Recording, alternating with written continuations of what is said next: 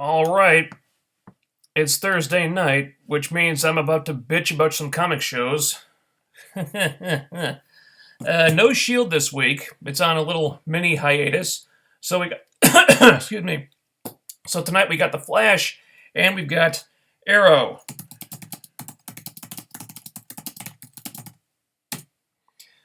So, yeah. Funny story. I got into it with another fan of The Flash on Twitter the other day. So, another staunch defender of this show who insists that I'm full of shit for criticizing it. So naturally, I kind of pressed the issue a little bit. I told him, hey, look, if I'm wrong, if Barry is not a terrible superhero, if he's not responsible for the Dominator's near genocide, if he's not responsible for feeding all those cops to Zoom last season, then tell me why. Tell me why he's a good superhero if you think that so strongly. And instead of putting up any kind of argument, the person just blocked me. It seems that seems to be the MO for most fans of The Flash. You get in my face about this. Instead of actually trying to come up with a decent argument for why I'm wrong, they just ignore me. Because they have no argument. And it pisses them off. And they don't want to hear about it. So they just decide to stick their head in the sand and just not be bothered with it anymore. Yeah. Makes me feel good inside to know that I'm getting to people like that. Although, just once, I would like one of these people to actually try to debate this with me, to actually try to come up with some kind of argument. Because the only thing this person could come up with was, oh, you need to read the comics. As if reading the comics would change anything. As if reading the comics would mean that Barry didn't sacrifice all those police to Zoom. Yeah. So that person's an idiot. So let's get this thing rolling, shall we?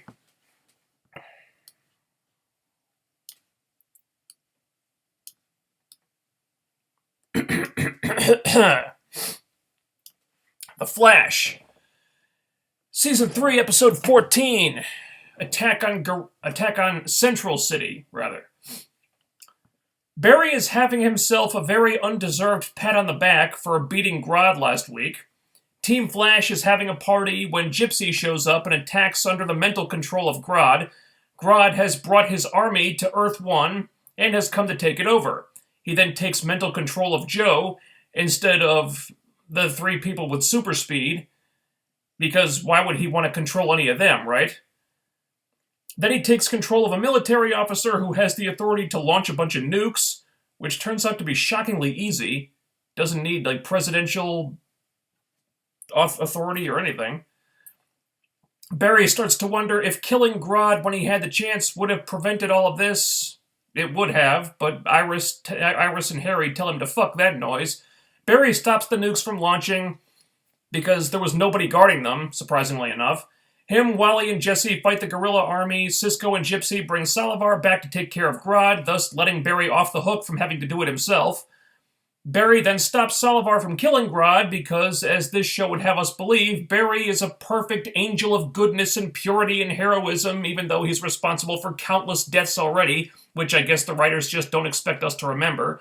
So Grodd is beaten, the army goes home, Jesse decides to stay on Earth-1 with Wally, and Harry tells Barry that there's always a better way, always a way to win that doesn't involve killing. Apparently because Harry never got around to watching Arrow Season 4.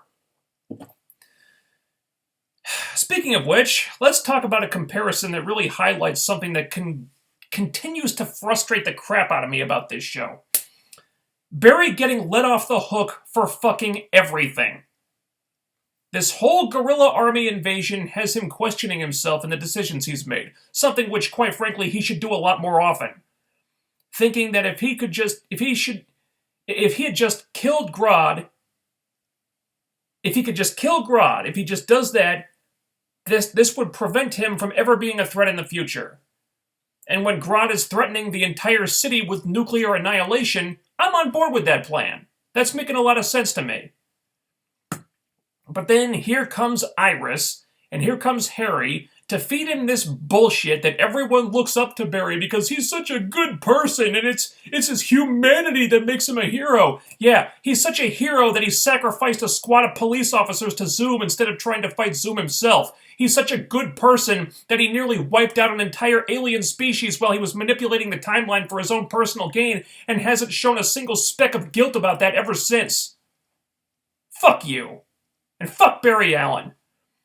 And this all leads up to this big fight with the guerrilla army where Barry has to face Grodd, where it's already been pointed out that if Barry kills Grodd, the army will be released from his mental control. And just before they're about to go at it, Cisco and Gypsy show up with Salazar, and Salazar proceeds to take out Grodd himself, thus once again saving Barry from having to make the hard choice, saving Barry from having to make the tough decision, letting Barry off the hook, so once again he doesn't have to do what's required. Yeah, that's the message the show is telling us. That a superhero is someone who shirks his responsibilities and constantly avoids paying any real consequences for his fuck-ups. Now compare that to Arrow, where Oliver is always facing consequences when he makes a mistake, constantly having to make tough choices, and always having to deal with the repercussions of those choices, even when he makes the right choice. It's a really hard thing for Oliver to do. It always is, but you know what? He does it, and he fucking owns it. And that's the way a goddamn superhero was supposed to act. Now compare the way Arrow handles these types of situations to the way The Flash deals with them, and I think you'll see why I consider Arrow to be a far superior show. By the way, that big fight between the speedsters and the guerrilla army, it happens mostly off-screen. Because why would we want to see something cool like that, right? Anyway. I did not like the underlying message in this episode. I thought it was kind of offensive, actually. The writers of this show seem to have no concept whatsoever of how horrible Barry is. And that is really just depressing. You know what else is depressing? All the fucking plot holes on display here. Grodd uses Gypsy to bring his army to Earth-1, then immediately tells Gypsy to attack Team Flash, knowing that this will put her out of range of his mental control and will alert Team Flash to his presence on this world.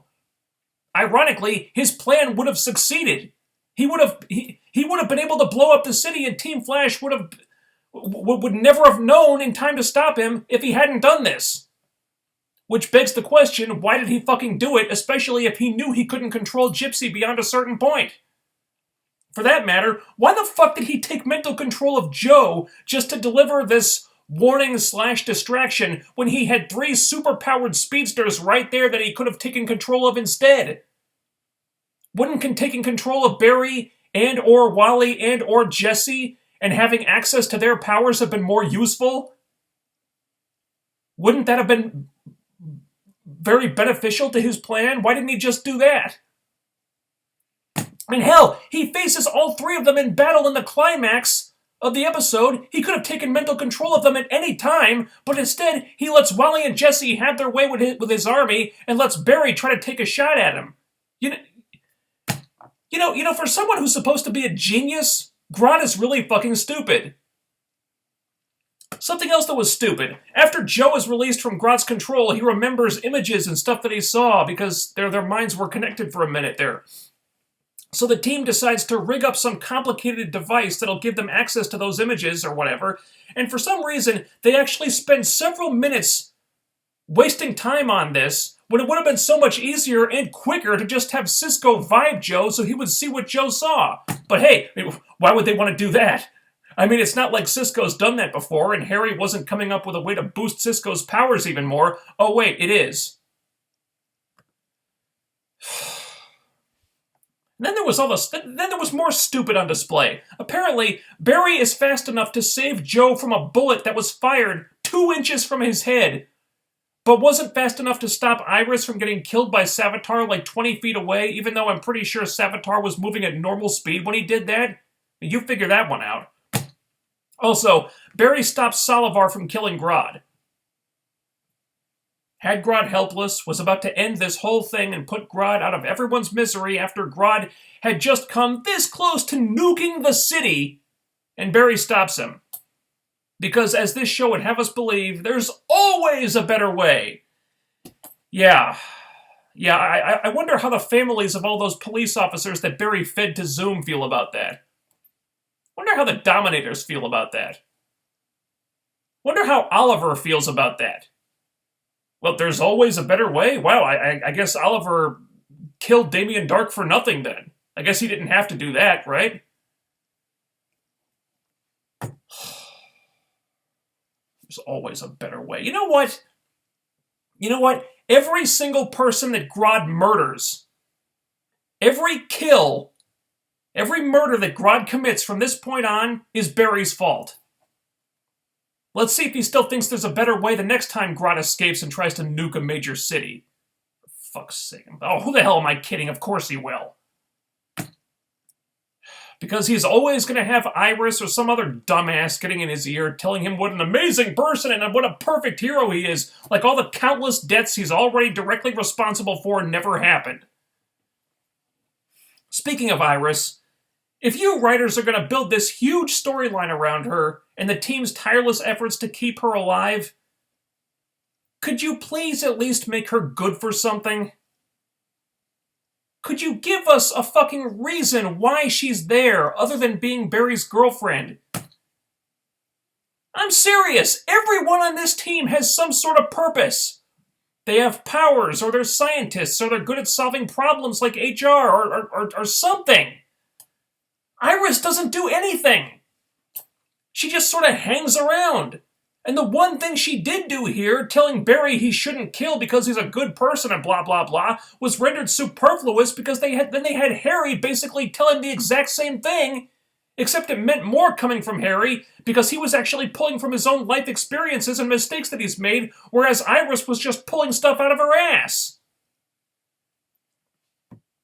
This is exactly why I said the show would be better if they killed Iris off. She doesn't do anything useful.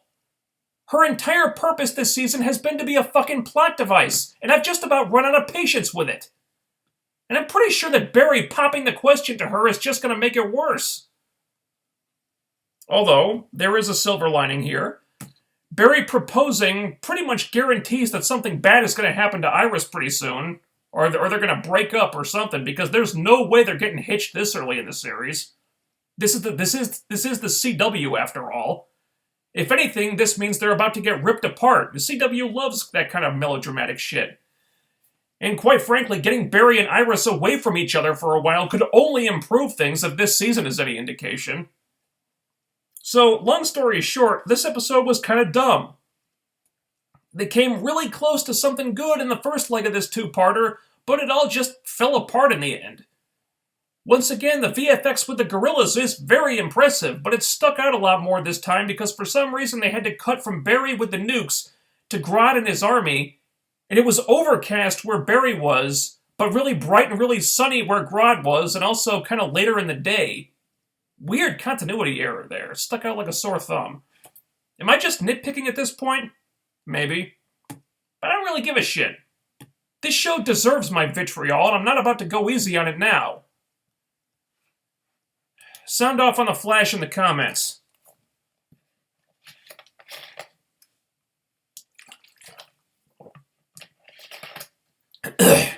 Fans of the Flash seem oddly committed to this show. Yeah, they are. And I wouldn't even mind if they would just acknowledge its shortcomings. Okay, if you understand that the show is very problematic, but you just like it anyway because it's like a guilty pleasure or something, fine. Ain't nothing wrong with that. Just acknowledge where it has problems. That's all I'm asking for. I'm constantly pointing out all these huge issues that the show has, and they just keep denying that these issues even exist.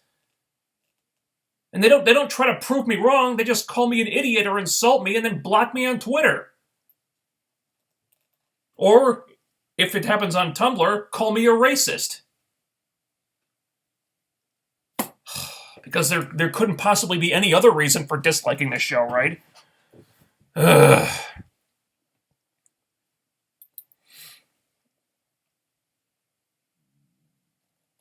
Actually, he's done worse shit in the comics, but oh. Barry's done worse in the comics, huh?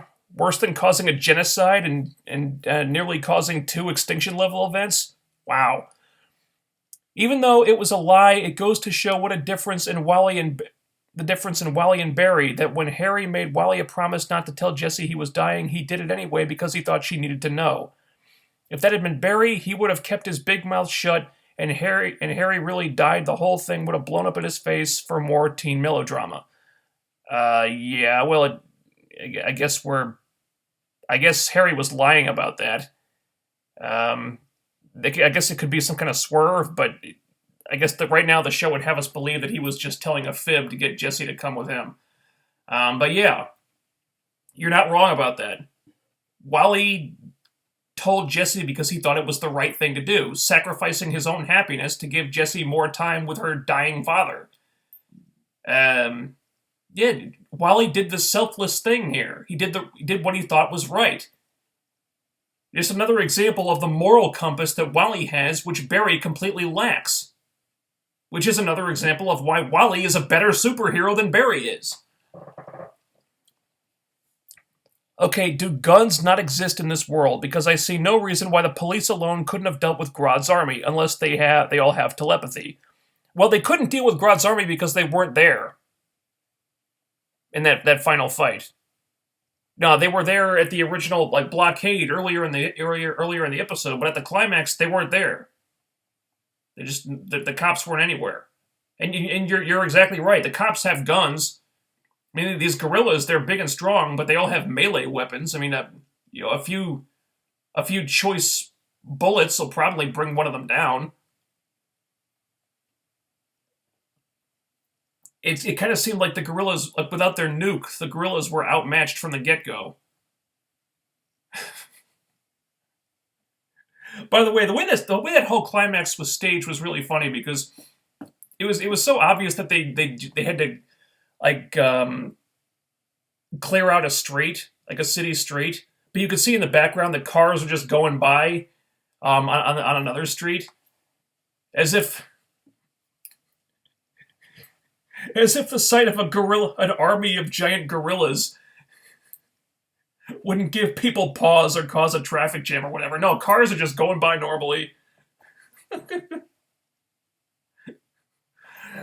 Oh boy. I'm worried Jessie is the character that will die now saving Iris. They have put her on Earth 1 now. There has to be a reason.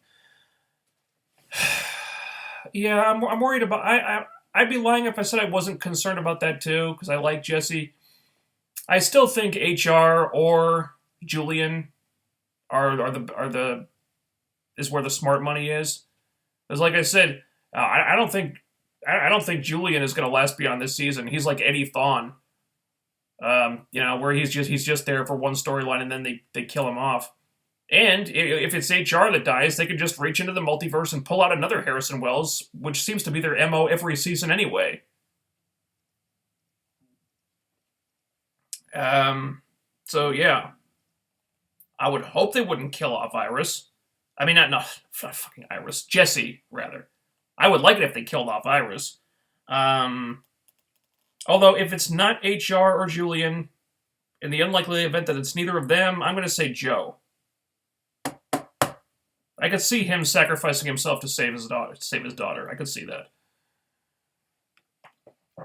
If they all have telepathy and are capable of mind control, even for singular individuals, that changes my argument entirely. Thousands of gorillas controlling thousands of people. I don't think they all have telepathy. I think that was just Grodd. Because they indicated that Grodd was mentally controlling the entire army. So if you remove Grodd, the army is released. So I think Grodd was the only one with mental powers. And I guess Salamar, too. Wait, did Salamar have mental powers? I'm not sure. If not, then frankly, I don't see why a group of soldiers with assault rifles can't stop this problem. Well, they can't stop the problem because the writers decided to remove them for dramatic convenience. Yeah, they couldn't stop the gorillas because they just weren't there. For some reason.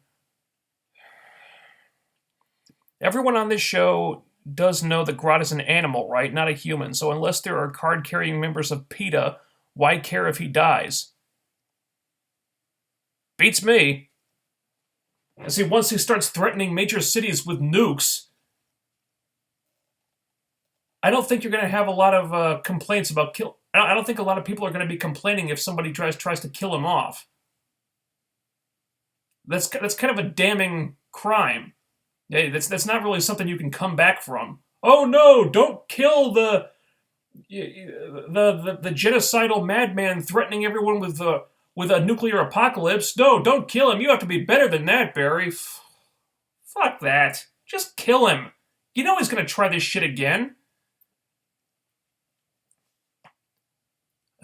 Well, technically, Grodd is no longer an animal because of his intelligence. I'd say the same about the rest of the gorillas in real life, but, so I can understand it, kind of. Oh, yeah, so it's just like killing up a human who wants to wipe out major cities with nukes. That makes it morally wrong to kill him, I guess? Because he's trying to be a mass murderer? That doesn't count for anything? However, when millions of lives are at stake, one person's death is irrelevant. Yes, thank you. The hairy HR stuff was good this episode. CW should come up with a show where you just have 5 or 6 Wills from different Earths living together. I would watch that episode. That would be fun. Just make the whole thing about Tom Cavanaugh doing like a multiplicity type of thing. That could be a funny episode. Barry gets off of things every week while Oliver gets crucified for almost irrelevant stuff. It's so bizarre. I think it's because Oliver is a killer vigilante and Flash isn't, I guess. It's stupid. It's such a fucking double standard. Why does Oliver get taken to task for everything? Why is he held accountable for everything he does? Have to pay consequences for every decision he makes, while Barry is constantly getting let off the hook when his crimes are easily worse than anything Oliver has done. It's fucking stupid. Barry gets a free pass on everything, and I'm fucking tired of it. Barry almost killed the universe, but killing one gorilla is a problem. Yeah, exactly. He had no issues with putting every living being in the multiverse at risk to save one person. But no, killing one gorilla to save a city, that's going too far.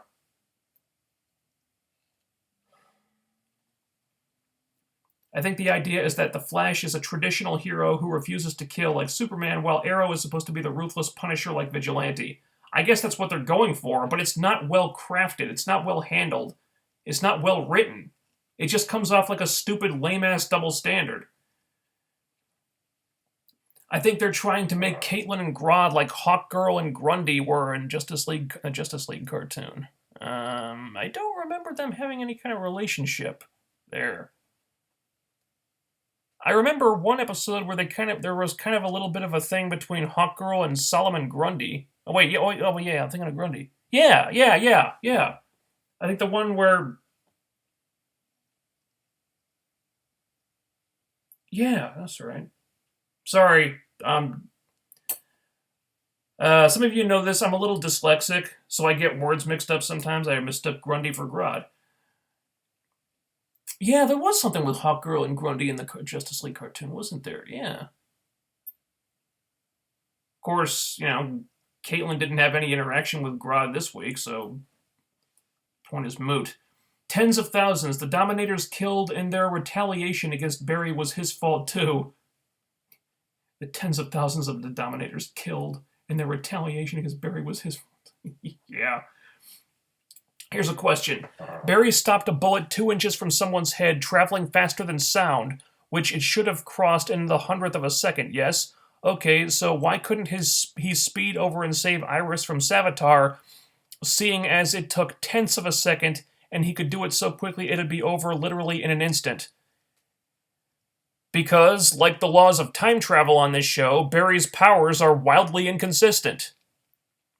The limits of his super speed are whatever the plot requires them to be. Some episodes he's like... like impossibly powerful, and in another episode, there are limits placed on his speed because of the needs of the plot. He wasn't fast enough to save Iris from Savitar in the future because the plot needed him to be too slow. So the answer to your question is bad writing. They're doing the same thing to the Flash that they did on Arrow Season 4, but hey, that's the CW. Yeah, except they're letting Barry off the hook, whereas Oliver had to make the tough choice and live with it. Let's see. Wait, they called you a racist for not liking Iris. Jeez, yeah. Yeah, well, welcome to Tumblr. That's a big thing they like to do. Iris stands tend to use the race card a lot. Oh, hell yeah. Yeah. Look, I tried to explain it to these people. I'm saying, no, I wouldn't lose sleep if they killed her off. Yes, because that's because I think she's a pointless character who doesn't really contribute anything of worth to the show, and she actually holds Barry back in a lot of ways, and she's not interesting compared to all the other characters, and I think the screen time she gets would be better used if it were devoted to somebody else. I don't care what color she is. She could be fucking purple for all I care. I just want her gone because I don't like the character. I think the character is superfluous and not good for anything. The issue I have is only with her character and nothing else. But they keep saying, oh, you racist piece of shit! No, Barry likes black chicks! Get used to it! And you can't fucking reason with these idiots. You can't. I've tried to do it before on Tumblr, but it's like punching a brick wall. These people just do not listen to fucking reason.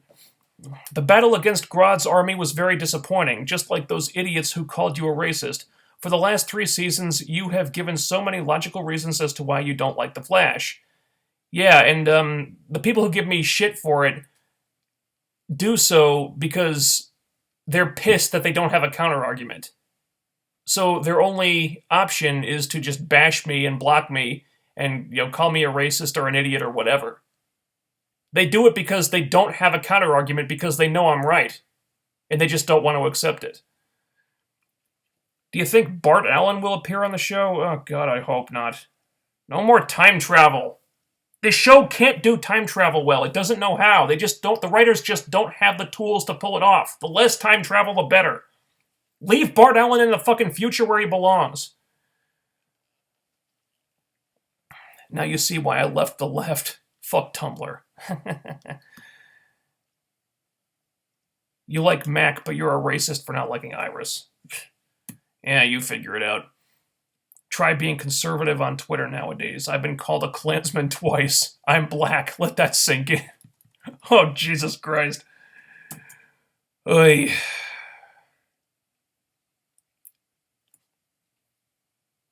Yeah. I've been called a cis bro by people who don't even know what color or gender or race I am.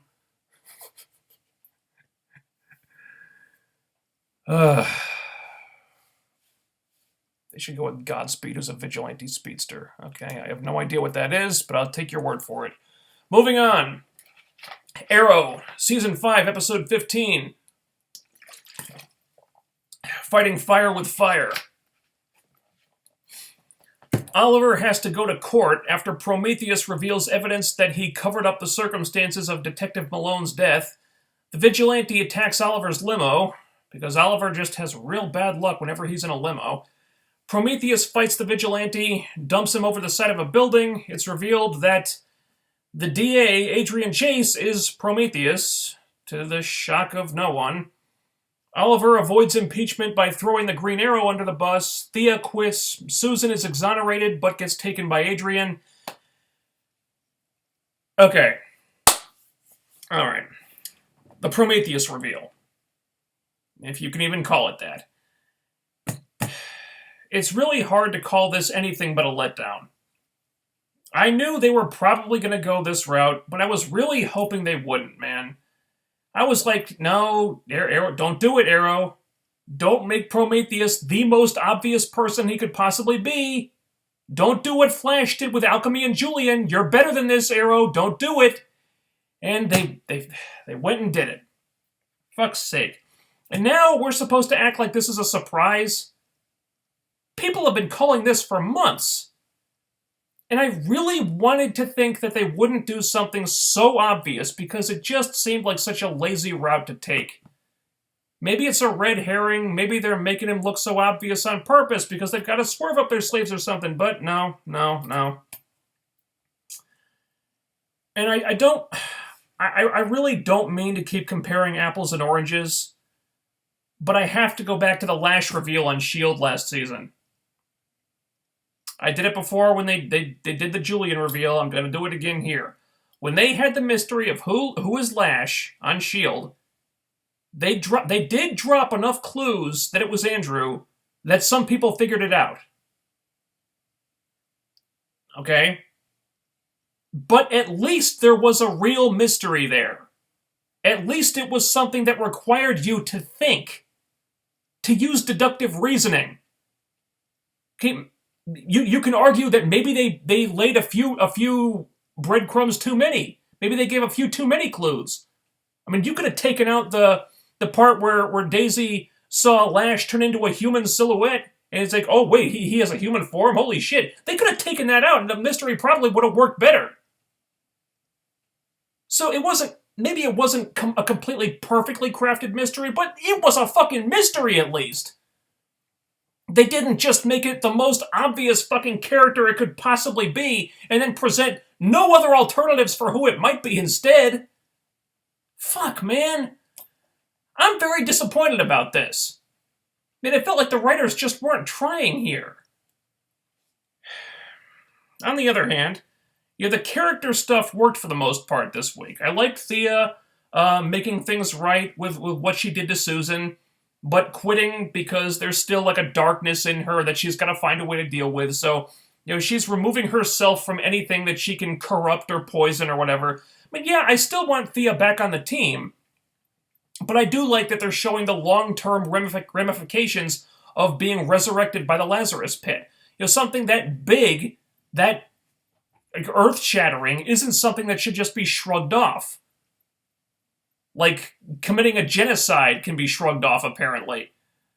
No, this is something that Thea is going to have to continue to deal with probably for the rest of the series. So something important that happened actually had consequences. Imagine that. Curtis finally building those sphere drone things was cool. I was getting kind of tired of watching Curtis get his ass kicked every week, so him using his gadgets to one-up the bad guy was cool. He took a big step forward toward his comic incarnation there. The stuff with Paul, on the other hand, who I wasn't so interested in, we've had like 3 or 4 scenes with Paul since we met him. Stay together, break up, who cares? We've spent so little time with Paul this season, and with their relationship in general, that it seems like the writers just wanted to get Paul out of the way so they don't have to deal with this anymore. The jury's out on the Felicity storyline. I like her having a dark side. I like Felicity not being portrayed as some squeaky clean, perfect little angel who can do no wrong. But I am a little skeptical that this will ever turn into a way to shine a light on how Felicity is as imperfect as everyone else on the show is. Let's be honest, the producers are all in love with Felicity, and they've always been very, very reluctant to show her having actual flaws. Case in point, Oliver asks Felicity to make things right with Susan, but she tells him that, he's going to be the one that has to do that. Bitch! Oliver's not the one who hacked into her computer, framed her for plagiarism, and ruined her life. It would be nice if you could at the very least take responsibility for your role in that. And Oliver doesn't even call her out on this. That's the crazy thing.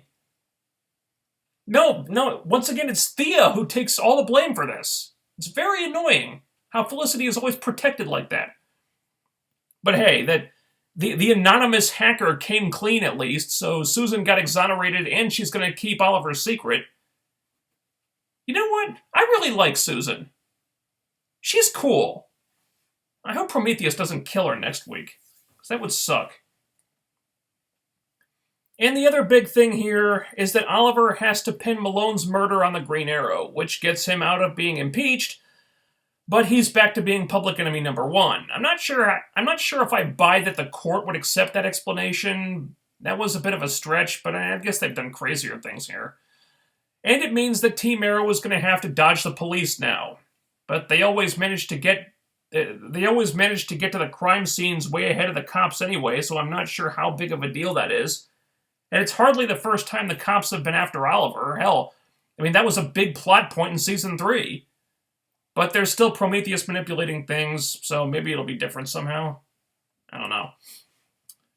Hit and miss episode here. I liked a lot of the character stuff, but the Prometheus reveal really bothered me. It just felt like such a lazy way to go. But I am enjoying Oliver's crime fighting coming into conflict with his public life as the mayor, being one of the themes of the season. That's being done pretty well right now, and it's something that they haven't really explored until this season before, so, that's nice. Not the best episode of the season here, but there were still some good things about this one.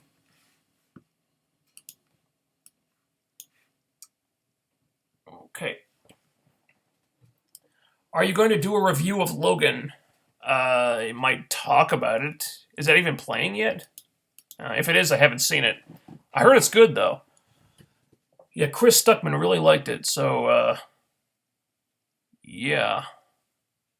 I'll give Arrow a little bit of a pass on the Prometheus reveal. I think the Vigilante is what most people thought he was going to be, the Vigilante, and it went the other way. Yeah, I guess we still have Vigilante. I mean, Vigilante could be literally anyone. So that could still be a surprising reveal, I guess. Yeah. I genuinely expected the DA guy to be Vigilante, but I'm not shocked remotely that he's Prometheus. Well, you had to figure he was going to be one or the other.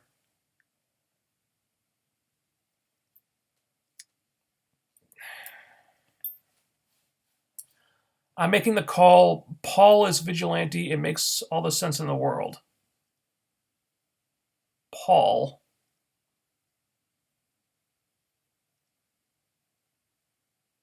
Huh.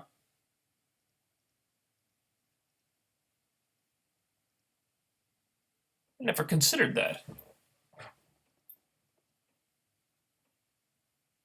That would be an interesting way to go.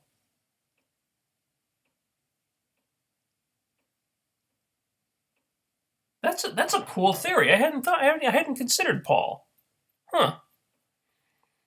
Blackmailing someone over their wife's suicide. Felicity's kick the dog moment. At least Thea felt bad enough about it to quit.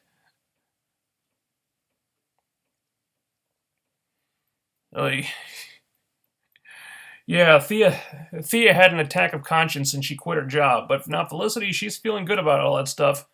She's Felicity's going down a dark road. I just hope somebody starts to call her on this stuff. I think it kind of seems like Dig is kind of cottoning onto that. But we'll see. Oliver still seems to have a blind spot when it comes to Felicity, so fingers crossed. I want to say I love Vigilante, and I really hope he becomes a member of the team or at least a friend someday. Well, they'd have to do some work because he just tried to kill Oliver and his sister and whatnot. So that could be a problem. Anything's possible, I suppose. I get the terrible feeling that he'll die in the end, probably against Prometheus, probably saving Oliver, and they probably will reveal that he's Paul, like the Save Me once said. Yeah, possibly. The T-Sphere things are right out of the comics. I was so fucking hyped that he finally is going that way. Yeah, I hope he continues to upgrade them. So maybe they could just orbit. They can just float around him like they're in orbit or something. Yeah, maybe this is just like the beta version, and he's gonna upgrade them with tons of weapons and tech and shit. Yeah, I liked him using that. That was nice. It was really weird how no one at the press conference heard all those guns going off, though. I mean, they're firing automatic weapons in this building. It's literally across the street from a press conference, and no one hears all the guns going off. It was a little strange. Felicity is full of crap. She didn't know what Thea would do. Give me a break. Yeah. Yeah, I didn't buy that either. Where did Artemis, or did I miss her dying? Oh, dude, I'm wondering about that too. But I thought they played it up as kind of a big thing that Artemis turned on them, and we haven't seen or heard from her since. So what happened to that whole storyline? Did the actress get another gig? Did they not have access to her anymore? Because it seemed like that whole storyline just kind of vanished. I don't know if it's even been mentioned since it happened, which is weird. I'm like, where the fuck is Artemis? I've been wondering that too. At least we get Talia in real time next episode. I'm interested to see how that goes. Well, yeah, it's like I've been saying. People in the flashbacks usually show up in present day. Should be nice. Yeah, Felicity was either obviously lying about not knowing what the hack would do, or is an outright retard for not putting the logic together. Yeah, I'm pretty sure she was just telling a fib there. Acting innocent. The writers are ruining Felicity. My friend, they've been slowly ruining Felicity since season 3, in my opinion. At least now she's finally out of those terribly written romance storylines. Because her character really hasn't been the same since that shit started. Agreed, they're turning Felicity into some kind of really annoying Mary Sue. Oh, hell yeah. And it's like they don't even notice that they're doing it. The problem is only getting worse, not better. Like when she punched out Black Siren, this woman who could shrug off getting hit by a car. But yeah, one punch. Yeah. Suddenly Felicity has knockout power against a woman who can get hit by a car and walk away smiling. Yeah, Felicity can knock that woman unconscious.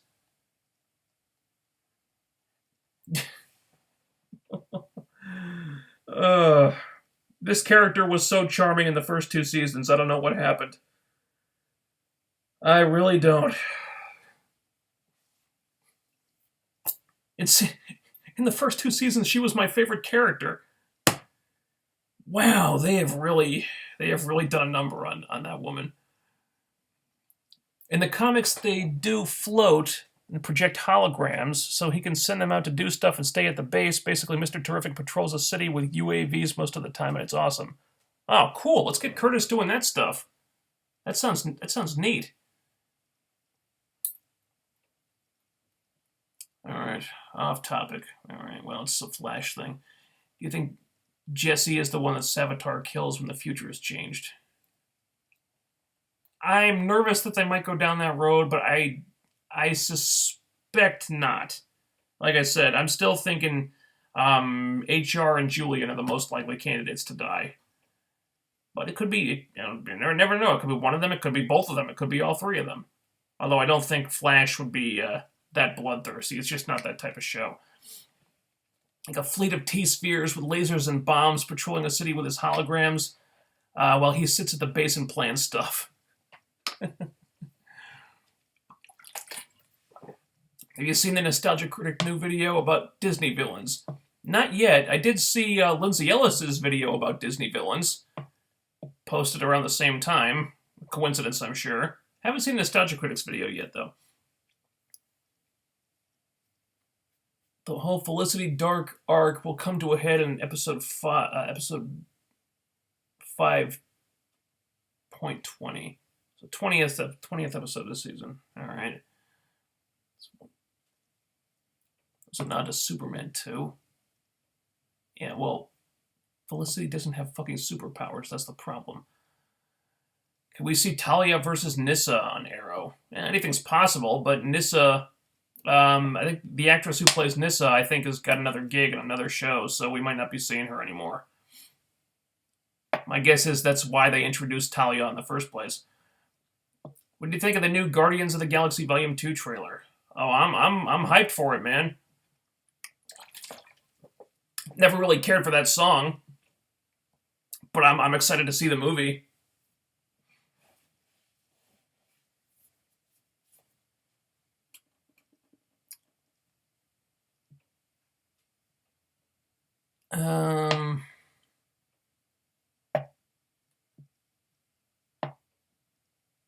All right, we're getting off topic here. But did you see the new? Did you see the new DuckTales trailer? No, I did not. What do you think of the 4 Inhumans casting Marvel is named? Well, Ramsey Bolton I like as Maximus the Mad. Anson Mount I'm not really familiar with, but he looks like Black Bolt to me. Not so sure about the lady playing Medusa. She doesn't look like I imagined Medusa would look. I was kind of holding out hope for Natalie Dormer, but yeah, we'll see. Is there a 4th one they announced? I haven't seen the other one.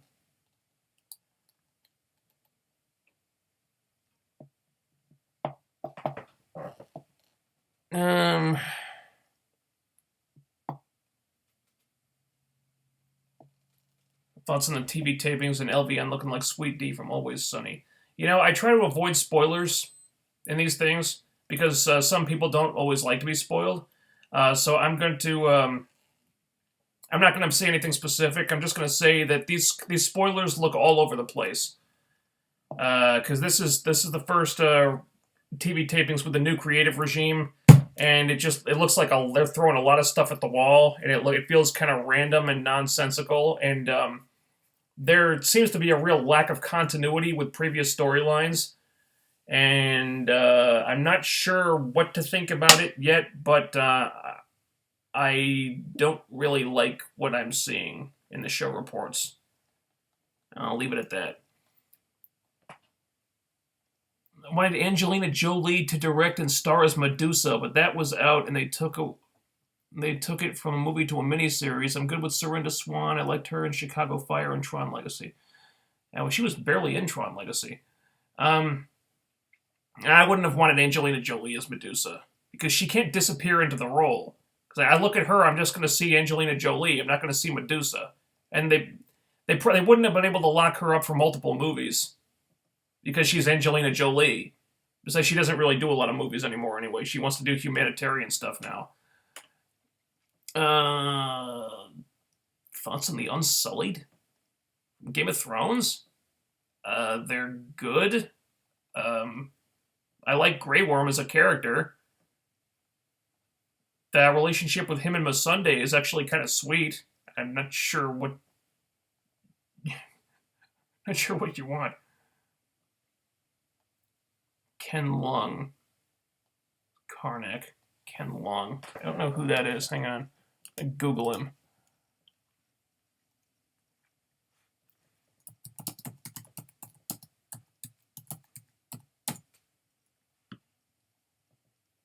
Oh, that guy. Yeah, I remember him from Lost. I'll try not to hold that against him, though. So he's playing Karnak, huh? Ah, cool. I've always enjoyed him as an actor. That's fine. Cool it with the spoilers in the chat room, guys. This is a spoiler-free zone.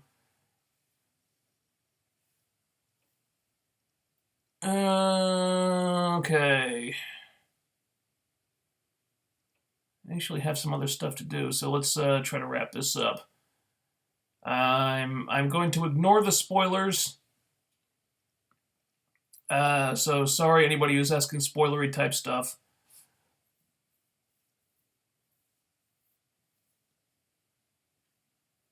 I loved Lost so much until the ending. The ending blew ass. I thought the show was really cool for a while until it became apparent to me that the show was being mysterious just for the sake of being mysterious, not because it made sense to be mysterious. And it was around the time where they introduced Juliet, and she was actually one of my favorite characters, but I remember the exact scene when it started to sink in that this show was just yanking our chains. They were in that underground bunker. I think it was after Jack was taken by the others. And he was confronting Ben. And Jack wanted to go out the door. He says, I'm leaving. I'm going out that door. And Ben says, don't open that door, Jack. And Jack says, why not? And Ben says, I can't tell you, Jack. Just don't do it. And Jack opens the door, and like tons of water comes flooding in because they're underground, and the ocean is above them. So it left me wondering, well, why the hell didn't Ben just say that? If you open that door, we're all drowned because because a million gallons of fucking water is going to come in because we're under the fucking ocean. Why didn't he just say that? There was literally no reason in the world why he couldn't say that. The reason is because they wanted to be mysterious just for the sake of being mysterious, even though it made no sense. It was at that moment, I think it was like season 3 or something, when it started to dawn on me that this show was just jerking us around. And it really didn't intend to provide satisfying answers to so many things. Which is why I was so pissed off in that reaction video that I made, after the series finale. Where I just took them to task on all the things that never made any fucking sense about that fucking show. Because it ended, and there's so many loose ends, so many things that were never explained. And then you start hearing these things afterward about how all the writers violated their own logic so many times, and they really didn't care about offering up explanations for any of the shit that went down. And fuck that show, man. Fuck that show.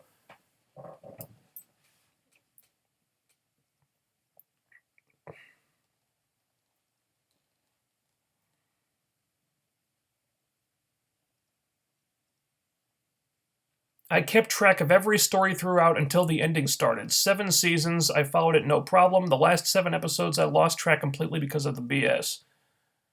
They lost me long before that. I kept holding out hope that they were going to find some way to explain everything, but no, they didn't. That last season was very, very frustrating. Medusa was Zatanna from Smallville. Well, let's try not to hold that against her. Yeah. Are you going to see Ghost in the Shell? The Ghost in the Shell movie. Hell yeah! I love Ghost in the Shell. I am getting a bit of a style over substance vibe from the trailers, but I'll absolutely see it. I love the property. I've got all the other Ghost in the Shell media. I've got the original movie and the sequel, and Standalone Complex and Solid State Society. And I've got Arise in the new movie. I've got the manga back there. So I love Ghost in the Shell. I do wish they had an Asian actress playing the Major, but it's not going to ruin the movie for me. The Japanese the Japanese creators of Ghost in the Shell aren't pissed about that. They understand this is an American version, so they're fine with it. So I'm not going to make a big stink about it, even if the SJWs are having a fucking field day over this. I hope it's a good movie. I don't want it to suck, that's for sure. And then in the end, it turns out the entire thing is just Jack's hallucination as he's dying. Seriously, that is the whole explanation. He was dreaming as he died the whole series. Well, that's one interpretation. I didn't get that. I didn't get that impression at all. I guess that's one theory.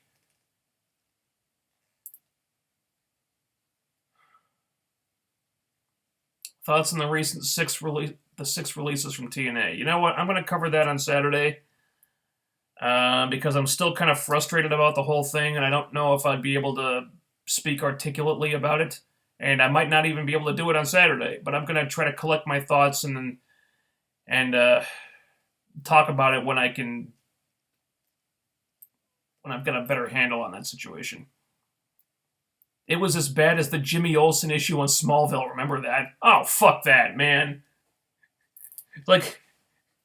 We followed this character. He's a character on the show for years, and then at his funeral, they reveal, oh, he wasn't the real Jimmy Olsen. He was just bullshit. And the real Jimmy Olsen is actually his brother, because their parents had 2 sons named Jimmy. What the fuck? That was the biggest load of horse shit I'd ever seen. Oh, fuck Smallville. 5 big movies this month. Logan tomorrow. Oh, Logan's tomorrow, huh? Oh, cool. Kong Skull Island. Excited about that one. Beauty and the Beast. And then Power Rangers and finally Ghost in the Shell. Yeah, I'm excited for all those movies except Beauty and the Beast. I don't know. It looks nice. It might be a good movie. I'm just not really... I don't know. Just not really feeling it for some reason. Maybe it's because I just saw La La Land, and I feel like there's no way this could it could possibly be a better musical than La La Land. I don't even like musicals, but La La Land is a great fucking film. And it should have won Best Picture. And I just feel like there's no way it's gonna be, Beauty and the Beast is gonna be better than that movie. What do you think about Avengers Infinity War getting $1 billion budget? Is that confirmed? That can't possibly be right. Because if it were $1 billion budget, there's no way they'd ever make their money back. They'd probably have to make it would have to be the most successful movie in history, just to get them into the black. That can't be right. I'm sorry. Seen Cowboy Bebop. I've seen pieces of it. I've always meant to check it out. I just never got around to it. I love 90s anime in general, 90s comics too, 90s music. In fact, why didn't those guys in Armageddon let that asteroid hit back in 97 and save me 20 years of bullshit? The writers said that about Jack, if memory serves. Oh. Did they? Well, I don't really trust those writers because they lied to us about plenty of shit. Power Rangers is my jam. I can't wait. I loved that show like a religion as a kid. Me too. I was big into Power Rangers as a little kid. Not really crazy about where the franchise has gone recently. I've been keeping up with it thanks to Linkara's History of Power Rangers videos. I think it's because of those videos that I finally checked out RPM. I mean, I've long since stopped watching the show, like years and years ago. But I watched RPM because of Linkara's videos, and that's my favorite season now. But everything since then, it's like they've just gone they've gotten super kidified with the whole thing. It's like before it was sort of, you could say it was like an all ages show, like more geared towards kids than adults. Yeah, but it was something that had stuff that adults could enjoy too. Now it's like they're gearing it just for kids. I think it's dumb. But I'm looking forward to the movie, definitely. SJWs say that the Russian hacked the Oscars thing to make it so Moonlight cast couldn't give speeches because they hate blacks and gays. Yet there are people genuinely who believe this. Wow. $1 billion budget for both movies. So $500 million budget for each, for part 1 and part 2. That's still incredibly expensive. Still the most expensive movie ever made. Even at that price, I don't see how they're going to possibly make their money back. RPM was incredible. Brilliant season. That and Lightspeed Rescue basically are the best ever. Lightspeed Rescue? Really? I don't care for Lightspeed Rescue. I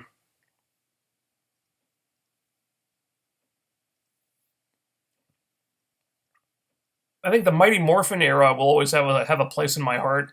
But I loved RPM. Time Force was really good. I guess if I had to pick one incarnation, it would be between Mighty Morphin, Time Force, and RPM. I think RPM is definitely my favorite, though. Are you looking forward to Samurai Jack new season? I never actually saw Samurai Jack. I didn't get on the trolley in time for that show. I heard it was great, though. Heard the director of the bootleg Power Rangers is Rangers is going to make a TV show based on a short film. Go for it, man. What about Turbo? Turbo was trash. Turbo was the season that got me to quit the show. I mean, Turbo was so bad, I just had to stop watching. Now I checked it out again later for Time Force. I came back for that season, but after that I've kind of just checked out again. Haven't seen a lot of the in between series, but I do enjoy Linkara's History of Power Rangers videos, and like I said, those were the videos that got me to check out RPM. Time Force, Dino Thunder, Mighty Morphin, RPM, and Mystic Force are my favorite series. Yeah, Turbo was trash, I agree, yeah. Yeah, Turbo was god-awful, no question. Yeah, let's make this 12-year-old a Power Ranger, because monsters that can get beat up by an unmorphed 12-year-old are going to be so scary and threatening.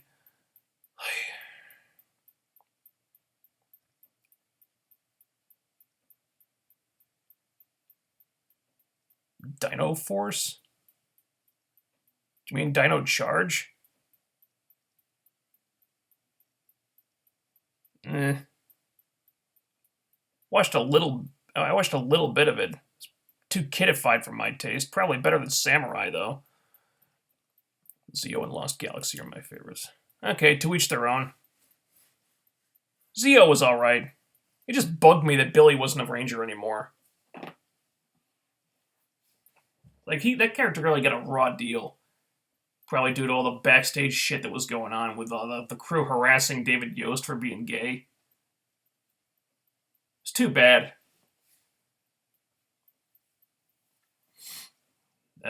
Seeing any Dino Thunder? No, not really.